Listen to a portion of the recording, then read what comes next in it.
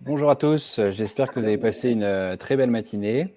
En tout cas, tout le comité de la Société francophone d'arthroscopie junior et moi-même, on est très heureux de continuer cet après-midi ensemble. Et on va parler plutôt des topos sur le membre inférieur. On va commencer par une session sur les lésions des cartilagineuses au genou. C'est très souvent des lésions qui sont complexes et dont le traitement est parfois un peu flou pour de nombreux internes. Alors, le diagnostic peut être difficile, les traitements multiples. Il y a une recherche qui se fait depuis une vingtaine d'années qui avance, mais qui peine souvent à se transformer en réelle indication chirurgicale. Quoi qu'il en soit, la connaissance de ces lésions et leur prise en charge est primordiale.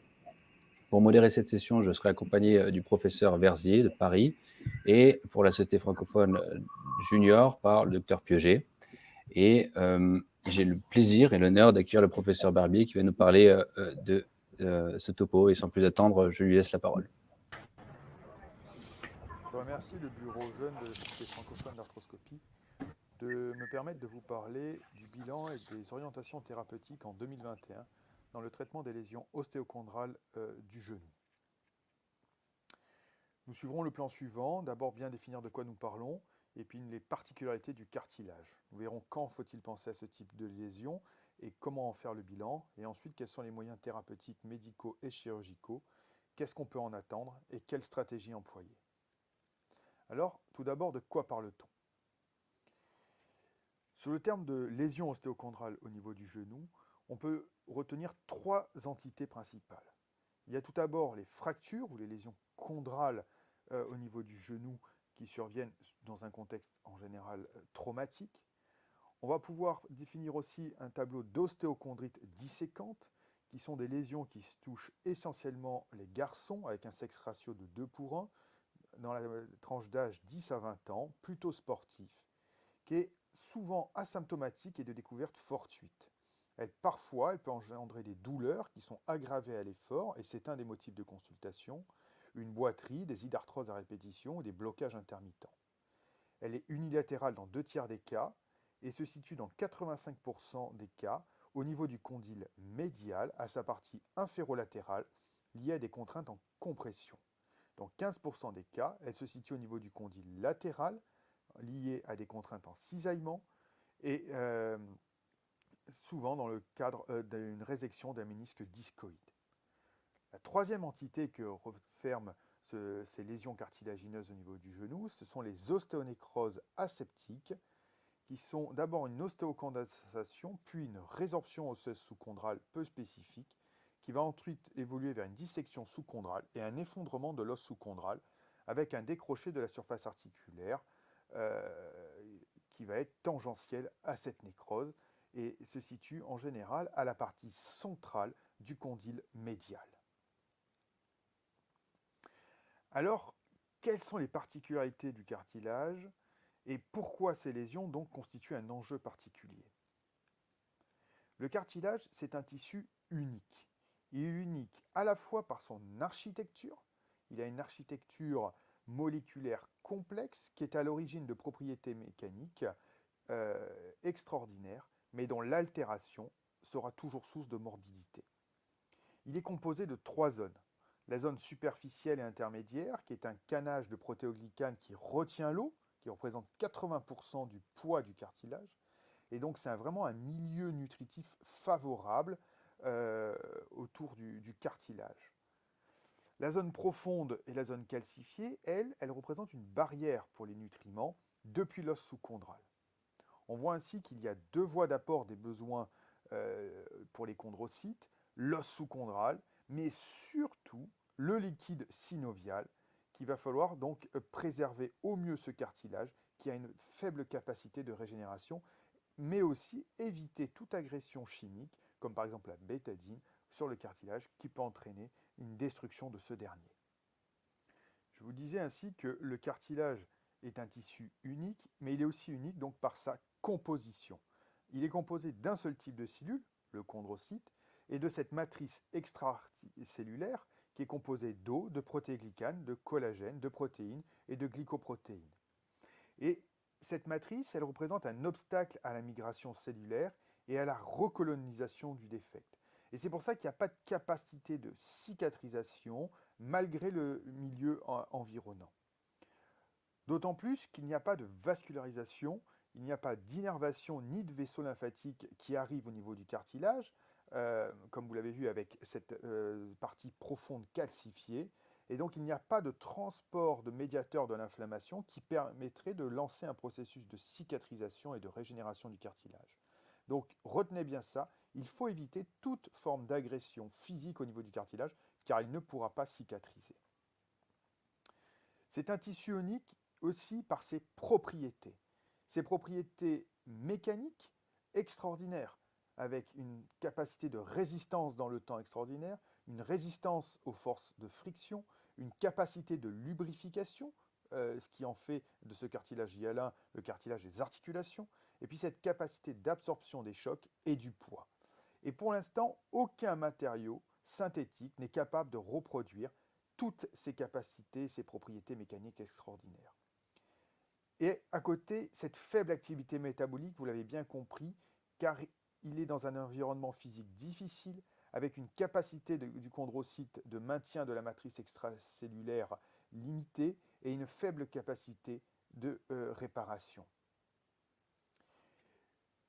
Aujourd'hui, nous n'avons pas de technique disponible en France pour reproduire du véritable cartilage hyalin en dehors, vous le verrez, de la greffe ostéochondrale, qui est la seule technique qui permet de régénérer l'unité entière avec l'os sous-chondral et le cartilage. Sinon, toutes les autres techniques aujourd'hui nous donnent des fibrocartilages hyalin-like qui sont non garants de la durabilité des résultats. Alors, quand penser à une lésion ostéochondrale au niveau du genou? Retenez bien qu'en fait, la clinique, elle est peu spécifique. Le patient, il peut venir consulter pour des sensations de blocage ou de pseudo-blocage ou d'accrochage au niveau du genou.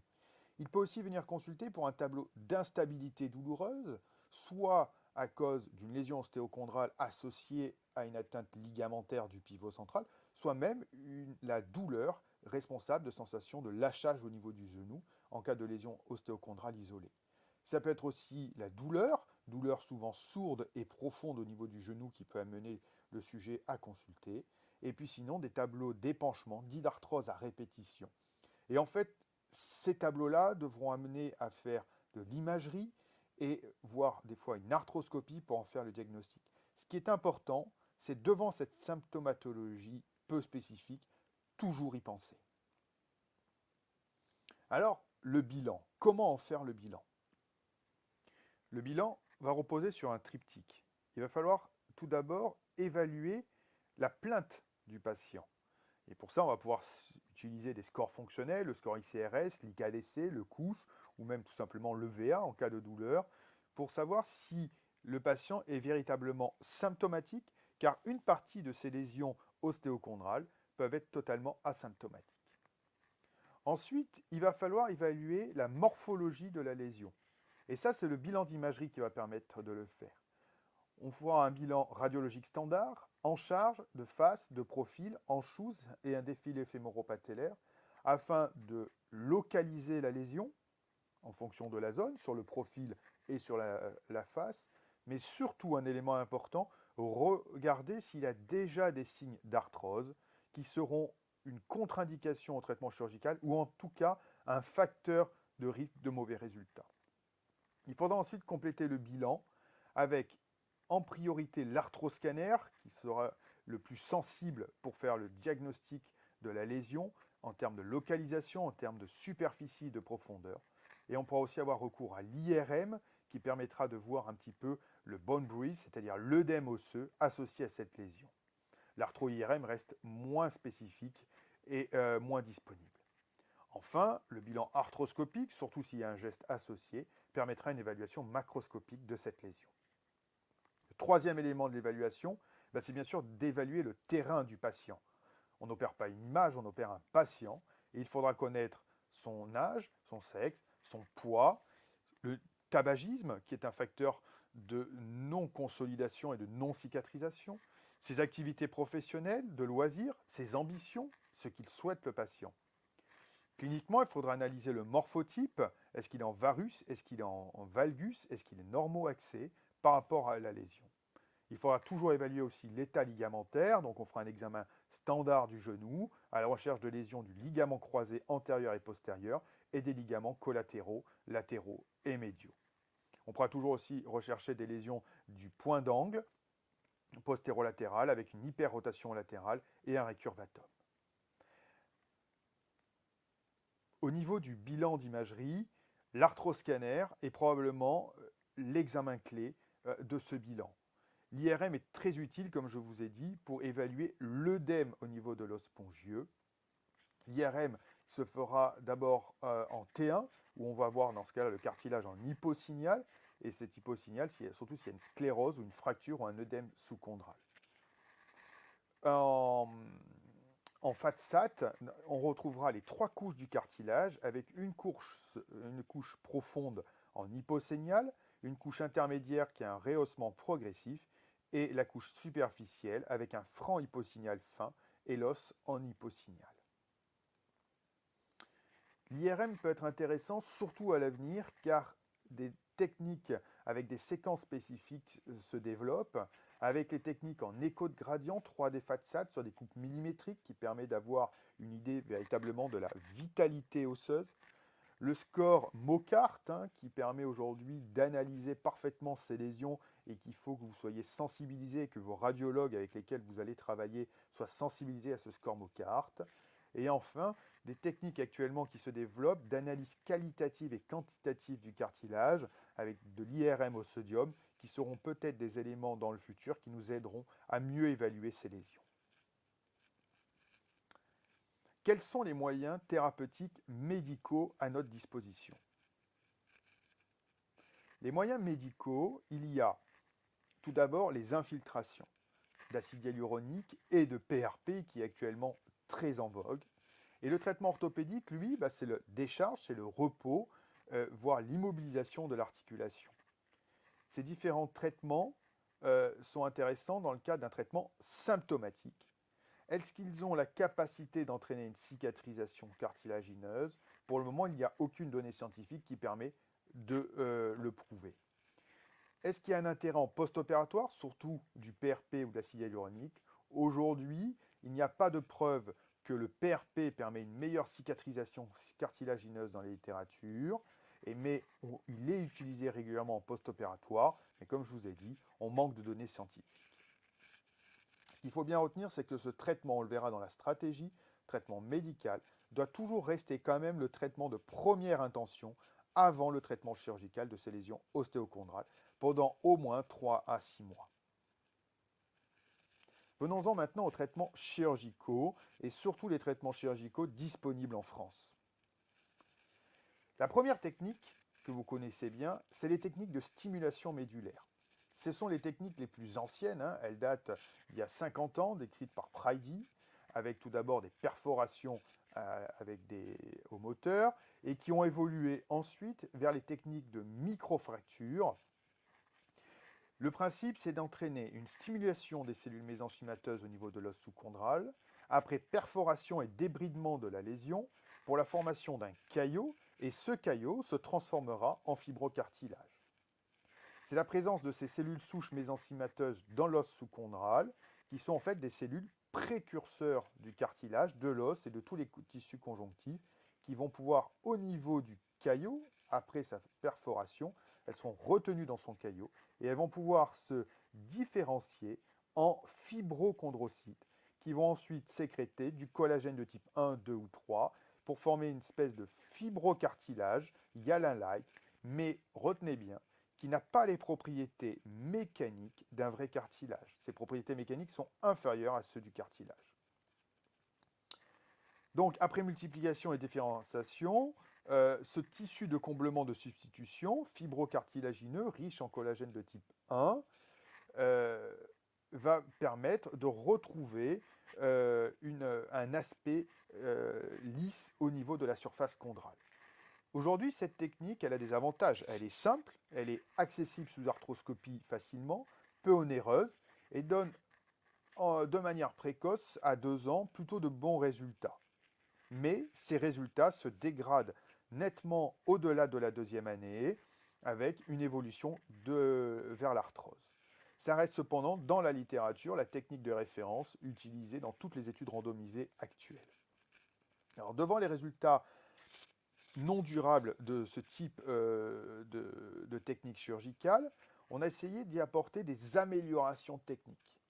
Techniques qui, toujours basées sur la stimulation de la chondrogénèse, mais avec l'apport de membranes et de greffes osseuses spongieuses, avec la technique amique, où on va apporter de l'os spongieux en plus sous une membrane de collagène, ou la technique ASIC, où on va faire une espèce de mélange de fibrine et de matrice de collagène, qui sera positionnée au niveau de la lésion. Cette technique est facilement accessible sous arthroscopie ou à ciel ouvert pour les lésions les plus importantes. Et l'idée, c'est de pouvoir améliorer la qualité de ce fibrocartilage et la durée du résultat initial. Mais pour le moment, nous avons encore trop peu de recul dans la littérature sur ce type de technique et les premiers résultats ne semblent pas aller vers une amélioration du résultat de la technique de microfracture classique. En ce qui concerne la greffe cartilagineuse autologue, c'est la deuxième technique importante à connaître. Et elle est pour moi la véritable technique aujourd'hui de référence dans le traitement des lésions ostéochondrales, car c'est la seule qui permet de restituer correctement une unité ostéochondrale avec un vrai cartilage hyalin.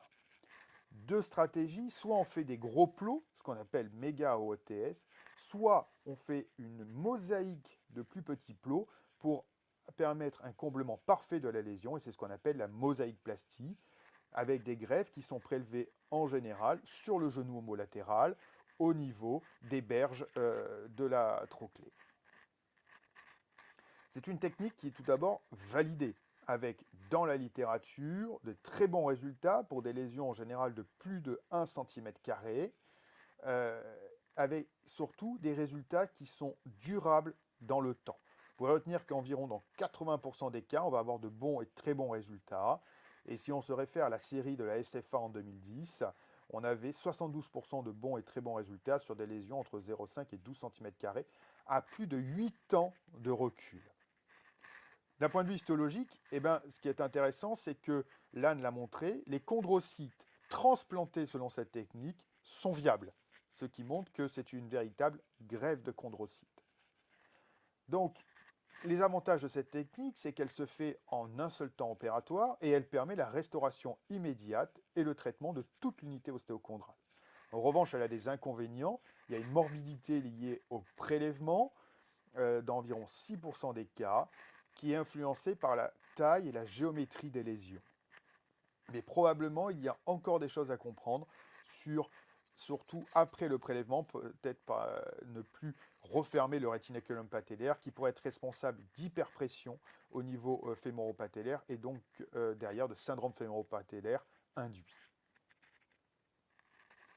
Troisième technique, qui est plutôt des techniques récentes, qui sont des techniques de régénération tissulaire, qui reposent sur une dynamique biologique du complexe chondrocyte initialement, puis périoste, et vous verrez que son gouvernement a été amélioré dans la deuxième génération par l'utilisation de membranes synthétiques, et dans la troisième génération, l'idée c'était d'avoir des véritables membranes tridimensionnelles dans lesquelles vont se multiplier les chondrocytes du patient dans un milieu de culture, et puis comme ça on peut réinjecter ces chondrocytes au niveau de la lésion et ainsi régénérer la perte de substance cartilagineuse. Donc de véritables greffes autologues de chondrocytes. La technique de première génération, elle consistait dans un premier temps à prélever chez un patient sous arthroscopie 200 mg de cartilage sain en zone non portante avec une curette. Puis ensuite, elles étaient envoyées dans un laboratoire de culture cellulaire où elles étaient mises en culture. Et au bout de 3 semaines, la culture cellulaire était envoyée au chirurgien. Et chaque culot, qui contenait une dizaine de millions de cellules avec une viabilité de l'ordre de 80%, était réinjecté. Ces cellules donc étaient implantées sous arthrotomie et on mettait un lambeau périosté pour pouvoir maintenir ces cellules au niveau de la lésion. Ce lambeau périosté était prélevé au niveau du tibia, puis suturé au niveau du cartilage pour combler la perte de substance. Cette technique avait des inconvénients, il faut 2 temps opératoires, et puis en fait, elle était quand même assez délicate techniquement, et on avait des problèmes d'hypertrophie de ce lambeau périosté qui étaient gênantes. Donc il y a des techniques de deuxième génération qui ont essayé d'améliorer cette première technique, et on a remplacé le lambeau périosté en tant que barrière cellulaire par une membrane collagénique active euh, avec le chondrogyte et le chondroselect. Le troisième type, troisième génération, consistait à utiliser une suspension de chondrocytes dans une scaffold, c'est-à-dire une matrice tridimensionnelle, de chondrocytes autologues qui étaient implantés. Cette technique, qui est basée donc sur de l'ingénierie tissulaire, on réalisait une culture cellulaire dans ces matrices artificielles tridimensionnelles. Et ces matrices, elles avaient des propriétés mécaniques et biologiques qui essayaient de se rapprocher du cartilage normal. Et c'est vers ces axes de recherche qu'actuellement se font tous les développements. Donc à la fois le développement de ces matrices implantables, mais aussi une recherche plus fondamentale sur la culture cellulaire. Le problème de cette technique, c'est qu'elle représente un coût très élevé, de plusieurs milliers d'euros. Elle nécessite une maturation cellulaire et les résultats fonctionnels, même s'ils sont bons et en semblent durables, les résultats histologiques restent encore assez décevants. En France, il y a une seule technique qui avait été autorisée par l'HAS, c'était la technique du CartiPatch, mais celle-ci a été abandonnée depuis. L'avenir, il y en a quand même un, elle repose vraiment sur cette recherche en thérapie génique et ingénierie tissulaire, avec essayer de trouver ce revêtement idéal, bioactif, avec des propriétés mécaniques proches du cartilage hyalin, qui va permettre l'apport des différents principes actifs à chaque couche. Le cartilage formé ici, il pourra être formé avec ces 3 zones que nous avons vues au début. Donc c'est une véritable reconstruction tridimensionnelle du cartilage en multicouches et qui permettrait ainsi de reproduire la configuration spatiale du cartilage. Mais nous n'avons pas encore trouvé en pratique clinique cette technique idéale. Donc retenez surtout qu'aujourd'hui les 2 techniques disponibles, c'est surtout la microfracture et la mosaïplastie et le développement encore actuellement de membranes. Et celle qui est disponible sur le marché, c'est le chondrogyte facilement. Mais les résultats sont encore à évaluer. Quand on parle de stratégie, il est important aujourd'hui dans notre société de quand même évoquer le coût de les réparations. En termes de coût, il y a cette étude américaine qui est assez intéressante. En prenant comme référence la prothèse totale de genou, qui était à environ 50 000 $, on se rend compte qu'aujourd'hui, la microfracture et la greffe ostéochondrale ont un bénéfice coût dans la durée qui est toujours intéressant parce que c'est beaucoup moins cher qu'une prothèse totale de genou avec des résultats intéressants. En revanche, les techniques de greffe au chondrocyte coûtent plus cher qu'une prothèse totale des genoux avec encore actuellement des résultats insuffisants. Je vous laisse ces données à titre de réflexion personnelle car c'est une véritable question éthique.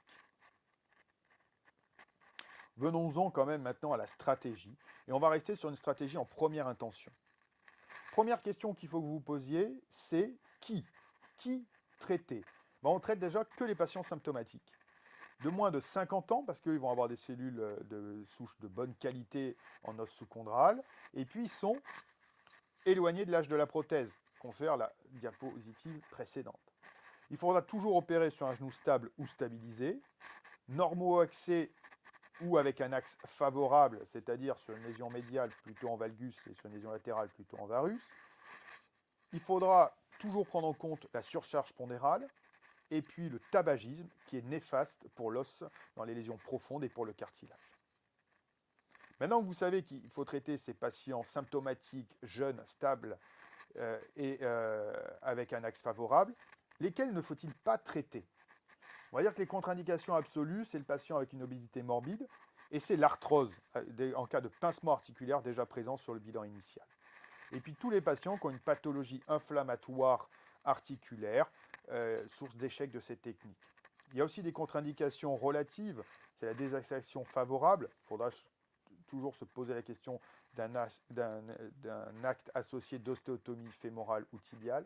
En cas de laxité pathologique, il faudra y associer une ligamentoplastie. Et en cas d'atteinte méniscale importante, se poser la question d'une allogreffe méniscale associée pour une véritable reconstruction du genou. Quelles lésions traiter? Deuxième question. On ne traite que les lésions profondes, intéressant une seule face, c'est-à-dire que les lésions en miroir tibial et fémoral sont par définition des lésions arthrosiques qui représentent, je vous rappelle, une contre-indication au traitement de ces lésions. On traitera donc les fractures profondes, ICRS 3-4, et les ostéochondrites instables. La surface minimale, pour un seuil minimum des lésions, on va considérer que c'est un demi-centimètre carré. Est-ce qu'il y a une surface maximale? Non, en principe, en théorie, par les limites de la technique chirurgicale. Retenez quand même bien, ce n'est pas une chirurgie de l'arthrose. Troisième question, quand opérer? Il y a deux tableaux en fait. Il y a le contexte traumatique avec une fracture ostéochondrale et dans ce cas-là, il va falloir l'opérer au plus vite. Si elle est toute petite, vous pourrez retirer la lésion et puis réaliser des micro-fractures. Et si elle est plus grosse, à ce moment-là, il sera toujours intéressant d'essayer de la refixer, soit à l'aide d'une vis résorbable idéalement, soit refixer à l'aide d'un plot, ce qu'on appelle la technique de mosaïque plus, un plot de mosaïque plastie, pour fixer cette lésion ostéochondrale. Dans les lésions anciennes, il faudra prendre son temps, faire le bilan morphologique, radiologique, l'IRM pour voir la vitalité de l'os sous-chondral, voir l'état de l'œdème sous-spongieux, l'arthroscanner pour évaluer la taille exactement de la lésion. Et à ce moment-là, après un traitement médical bien conduit pendant 3 à 6 mois, on pourra envisager un traitement chirurgical. Quand traiter? Je vous l'ai dit, il faut que le patient ait maigri et il faudra avant tout avoir corrigé l'axe et la laxité du genou. Enfin, comment? L'arsenal thérapeutique, vous l'avez vu, il faudra choisir en fonction du type de lésion, de sa localisation, de sa superficie, de la profondeur, de l'âge du patient, du souhait du patient, de son morphotype, et puis finalement aussi des techniques que vous avez à votre disposition. Pour cela, je vais vous proposer un arbre thérapeutique classique que vous pouvez utiliser assez facilement.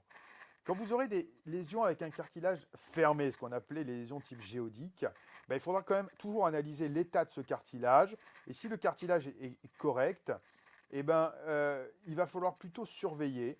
Et si jamais la lésion reste symptomatique, l'IRM pourra être utile pour voir l'œdème, voir une scintigraphie pour être sûr que ce soit cette lésion qui soit responsable de la douleur. On pourra y faire des perforations rétrogrades. En cas de lésion du cartilage, dans ce cas-là, on pourra réaliser des micro-fractures. Dans le cas des fractures, on est souvent dans le cas de lésions aiguës, traumatiques. L'IRM est utile, ça permet d'évaluer la vitalité du fragment. Et si ce fragment a encore une bonne vitalité, on va pouvoir le fixer. En revanche, si ce fragment n'a pas une bonne vitalité, il va falloir alors dans ce cas-là tomber sur des techniques de réparation et de comblement. En cas de nécrose véritablement, c'est-à-dire qu'on a une niche vide avec un os sous-chondral nécrosé, avec un cartilage absent, il va falloir faire appel à des techniques de réparation et de comblement. Dans les petites lésions de 1 à 2 cm², on va pouvoir réaliser des micro-fractures et en cas d'échec, une mosaïque plastie. Dans les lésions de 1,2 à 4 cm², c'est l'indication idéale de la mosaïque plastie en première intention. Et actuellement le développement de ces techniques MACI avec la membrane chondrogide. Dans les lésions plus importantes, de plus de 4 cm², on est en limite de l'utilisation des mosaïques plasties en termes de nombre de plots et de superficie couvrable. Et c'est là où on va pouvoir faire appel à des allogreffes ostéochondrales, mais dont aujourd'hui nous n'avons pas assez de recul scientifique pour savoir quels seront les résultats. Je vous remercie et je suis à disposition pour vos questions.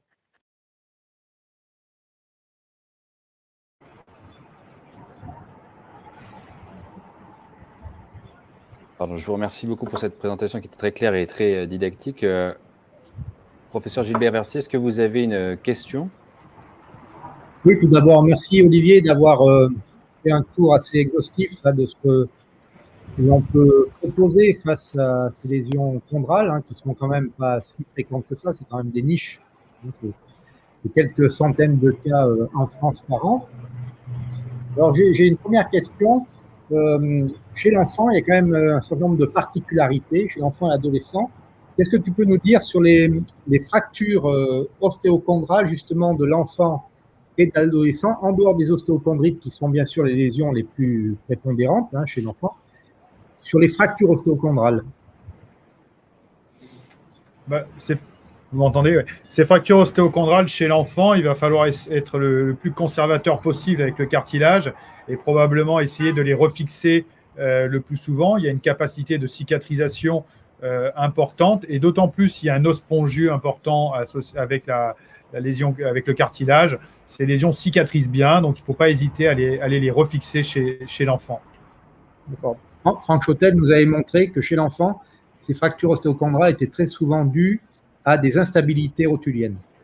Dans la série du symposium de la SFA, c'était quasiment toujours ça. Donc, effectivement, lui, il disait qu'il fallait toujours les refixer, même quand il n'y avait pas de quantité importante d'os à l'arrière.